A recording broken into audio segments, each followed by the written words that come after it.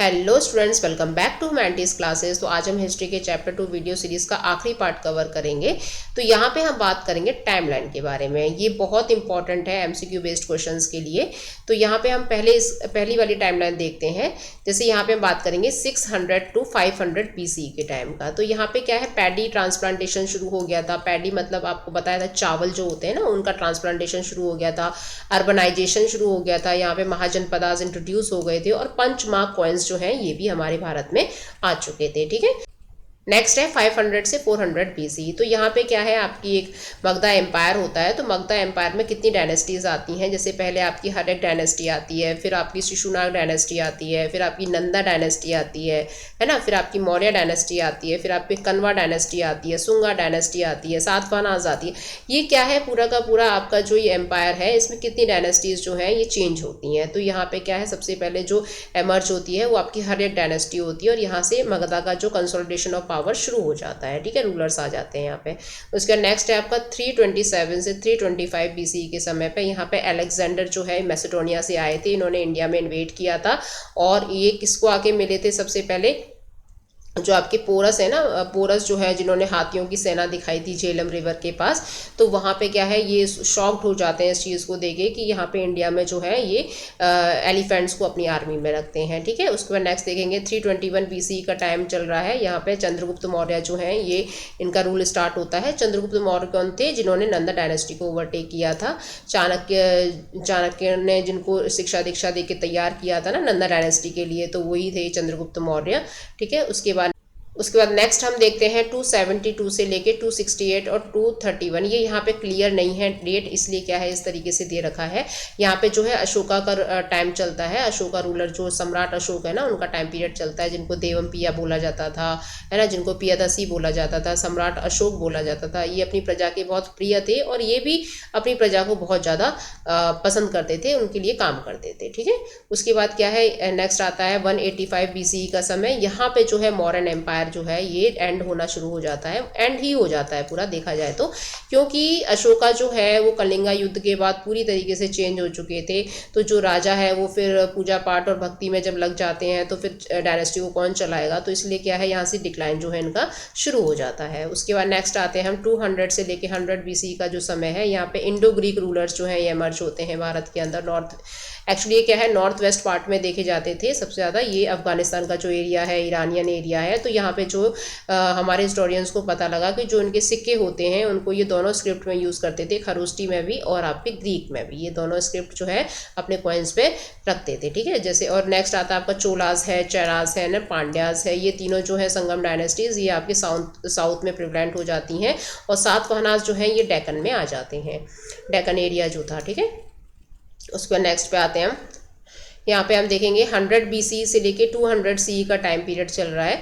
तो ये यहाँ पे क्या है, अभी BC का जो टाइम पीरियड है वो खत्म हो जाएगा और CE शुरू हो जाएगा। तो यहाँ पे क्या है, शाका रूलर्स जो हैं ये हमारे भारत में माइग्रेट होते हैं और ये कहाँ पे आके बस जाते हैं, गुजरात का जो एरिया होता है ना, वेस्टर्न स्टेप्स जो होता है एरिया, वहाँ पे आके ये बस जाते हैं। इनके जो रूलर थे वो आपके कौन थे, रुद्रदमन। ठीक है। क्या है, रोमन ट्रेड हमारे भारत में शुरू होता है। जो गोल्ड के कॉइन्स वगैरह हम लोगों ने देखे थे, है ना, कि सबसे ज़्यादा जो है हमारे भारत में ये लोग क्या करते थे, ब्लैक पेपर को बहुत पसंद करते थे, स्पाइसेस को बहुत पसंद करते थे और उसके बदले में हमको गोल्ड के सिक्के मिलते थे। और जिसकी वजह से हमारे भारत ने बहुत ज़्यादा मात्रा में ट्रेड किया है रोमन एम्पायर के साथ। और यहीं पे इंट्रोडक्शन होता है गोल्ड कॉइनेज का भी। ठीक है।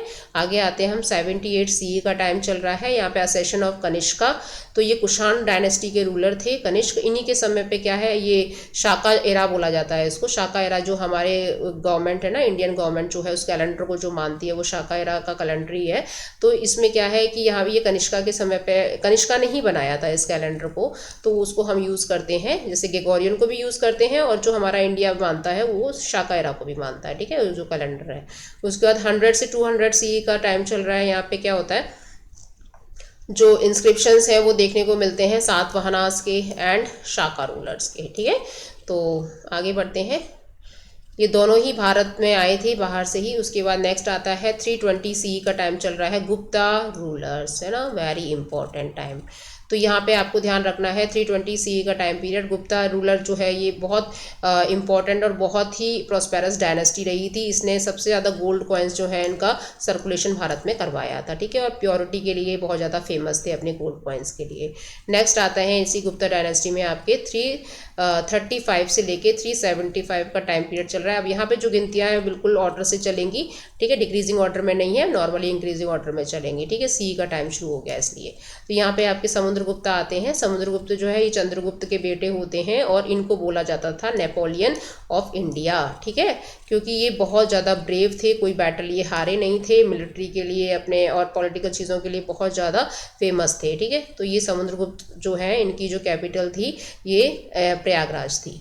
नेक्स्ट हम देखेंगे 375 टू 415 CE का टाइम। यहाँ पे चंद्रगुप्त टू जो है इनका शासन चलता है। इनकी बेटी होती है प्रभावती गुप्ता, जो हमने पढ़ा था ना, लैंड ग्रांट करती हैं, ये लैंड एक्सेस भी करती थी और लैंड ग्रांट भी करती थी। पहली लेडी थी भारत की, है ना, जो इस तरीके से किया करती थी, क्योंकि लेडीज़ को कोई अधिकार नहीं हुआ करता था ये सब करने का। तो यहाँ पे क्या है, इनकी जो शादी है वो वकाटा का डायनेस्टी में हो जाती है। तो हम जो देखेंगे डेक्कन में जो है एक डायनेस्टी है वकाटा का, ओके। नेक्स्ट है आपका 500 से 600 CE का टाइम चल रहा है। यहाँ पे चालुक्य डायनेस्टी जो है ये कर्नाटका में आ जाती है और पल्लवास जो होते हैं ये तमिलनाडु में आ जाते हैं। ये दोनों किंगडम्स हैं। चालुक्यास जो है ये कर्नाटका से बिलोंग करते थे और पल्लवास जो है ये तमिलनाडु से बिलोंग करते थे। नेक्स्ट आता है आपका 606 से लेके 647 CE का समय। यहाँ पे आते हैं राजा हर्षवर्धन, ठीक है, और ये कहाँ के राजा थे, कन्नौज के राजा थे। और ये जो है अपने दान के लिए जाने जाते थे। बोला जाता है कि जब कुंभ होता था ना, तो प्रयागराज में कुंभ जब होता था तो ये अपनी चीज़ें तब तक दान करते रहते थे जब तक सब कुछ ख़त्म ना हो जाए। लास्ट में ये अपने कपड़े भी जो है वो दान कर देते थे। तो मतलब इस तरीके से अपना पूरा का पूरा साम्राज्य खाली कर देते थे। तो ये ऐसे पहले राजा थे जो अपने दान के लिए इतने ज़्यादा प्रचलित थे। ये कहाँ के राजा थे, कन्नौज के राजा थे। कन्नौज कहाँ पे है, यूपी के अंदर है, बनारस के पास, ठीक है। उसके बाद यहाँ पे हम देखेंगे चाइनीज़ पिलग्रिम्स आते हैं। यहाँ पे हिंसांग, तो ये क्या है, अपने डॉक्यूमेंट्स में, अपने टेक्स्ट में जो है हर्षवर्धन के बारे में मेंशन करते हैं, ठीक है, पाटलिपुत्र के बारे में मेंशन करते हैं। ये सारी चीज़ें स्टार्ट होती हैं। उसके बाद इन्होंने अपने बुद्धिस्ट टेक्स्ट में ये सारी चीज़ें जो है ये मेंशन की हैं इनके बारे में, ठीक है। नेक्स्ट हम देखेंगे 712 का टाइम चल रहा है, 712 का। यहाँ पे अरब कंट्री से एक पर्सन आता है जिसका नाम होता है मोहम्मद बिन कासिम। तो ये हमारे भारत में सबसे पहले मतलब अरब कंट्री से क्या करता है, इन्वेड करता है हमारे भारत के अंदर, सिंध, क्योंकि सिंध पहले क्या है, इंडिया का पार्ट हुआ करता था, ओके। नेक्स्ट टाइमलाइन पे आते हैं major advances in the epigraphy. यहाँ पे हम कुछ एडवांस चीज़ें देखेंगे। जैसे 18th सेंचुरी में देखें तो 1784 के समय पे यहाँ पे एशियाटिक सोसाइटी ऑफ बंगाल की स्थापना की जाती है अंग्रेजों के द्वारा। तो ये एक ऐसा प्लेटफॉर्म होता है जहाँ पे भारत के कल्चर के बारे में, भारत की इकोनॉमिकल कंडीशंस, भारत की पॉलिटिकल कंडीशंस, है ना, भारत के आर्ट्स एंड कल्चर, ये सारी चीज़ें जो है इसके अंदर मेंशन करवाई जाती है, ठीक है, भारत के बारे में। नेक्स्ट है हमारा 19th सेंचुरी का समय जो है। 1810 के समय पे क्या होता है, कॉलिन मैकेंजी आते हैं भारत में। ये 8000 इंस्क्रिप्शंस जो है संस्कृत की और द्रविडियन लैंग्वेजेस के कलेक्ट करते हैं। यानी इंस्क्रिप्शंस जो इतनी मात्रा में ये कलेक्ट करते हैं और उनके बारे में उसको डिस्कवर्ड करते हैं कि इनमें क्या क्या लिखा हुआ है। उसके बाद समय आता है 1838 का। यहाँ पे डिसाइफरमेंट होता है Ashokan Brahmi by the James Prinsep. तो जेम्स प्रिंसेप जो है ये ब्राह्मी स्क्रिप्ट का, खरोष्टी स्क्रिप्ट का, इन दोनों का डिसाइफरमेंट करवाते हैं। और ये मोस्टली क्या है, अशोक के द्वारा लिखवाई गई स्क्रिप्ट्स थी, ठीक है। अब क्या है, 1877 का समय आ चुका है। अलेक्जेंडर कनिंघम जो है ये भारत में आ जाते हैं और ये हमारे भारत के ASI गवर्नर जनरल रहते हैं उस समय पे। आर्कियोलॉजिकल सर्वे ऑफ इंडिया के डायरेक्टर जनरल रहते हैं ये। तो ये यहाँ पे क्या पब्लिश करते हैं, अशोका के इंस्क्रिप्शंस को पब्लिश करते हैं, ठीक है। हड़प्पन सिविलाइजेशन में भी हमने इनका इंट्रोडक्शन देखा था। उसके बाद 1886 का समय आ जाता है। First issue of the Epigraphia Karnataka, है ना, journal of the south inscriptions. ये क्या है, यहाँ पे एपिग्राफिया कर्नाटका मतलब ये एक तरीके से पूरा एक कलेक्शन ऑफ बुक्स हैं जहाँ पे हमारे इंडिया के कल्चर के बारे में लिखाया गया है। उसके बाद 1888 का समय आ जाता है। यहाँ पे एपिग्राफी ऑफ इंडिका, सेम वैसी ही सेम चीज़ है ये भी। ये कर्नाटका के नाम से है क्योंकि ये साउथ में इंस्क्रिप्शंस इसके मिले हैं और ये यहाँ पे हमारे पूरे इंडिया के बारे में, ठीक है।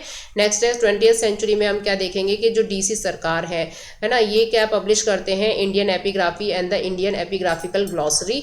तो यहाँ पे क्या है, हमारे भारत के पूरे कल्चर के बारे में कि कितने सारे इंस्क्रिप्शंस पाए गए हैं, है ना, कितनी एंशंट जितनी भी सारी चीज़ें हैं उन सब के बारे में इन्होंने यहाँ पे मेंशन करवाया है अपनी टेक्स्ट में। उसके बाद हम कुछ पिक्चर्स देख लेते हैं। ये है अशोका, है ना, सम्राट अशोक के बारे में हमने बहुत ज़्यादा पढ़ा है इस चैप्टर में, तो ये इनकी पिक्चर है।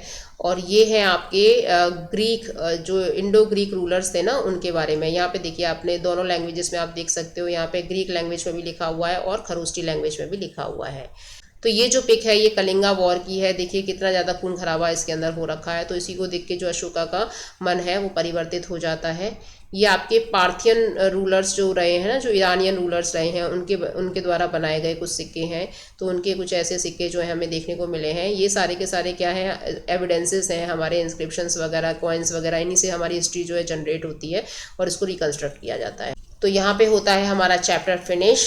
तो आपको इस चैप्टर की वीडियो सीरीज़ कैसी लगी प्लीज़ कमेंट बॉक्स में ज़रूर बताना। तो मिलेंगे नेक्स्ट वीडियो सीरीज़ के साथ, चैप्टर 3 के साथ। तब तक के लिए नमस्कार।